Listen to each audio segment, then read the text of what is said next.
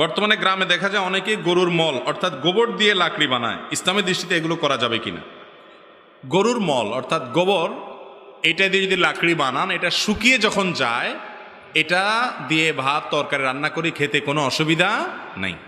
আমরা অনেকে এটা নিয়ে হেজিটেশনে ভুগি যে এটা এই গোবর শুকিয়ে সেটাকে লাকড়ি বানিয়ে জ্বালানি বানিয়ে সেটা দিয়ে আমরা ভাত তরকারি রান্না করলে খাওয়া যায় হবে কিনা। যেহেতু এই গোবর এটাকে আপনি আগুন জ্বালানোর কাজে ব্যয় করছেন, খাবারের মধ্যে এটা গিয়ে আর মিশছে না, অতএব এটা মৌলিকভাবে নাপাক হওয়া হলেও সেটা আপনার এই খাবারের হারাম হওয়ার কোনো কারণ থাকবে না।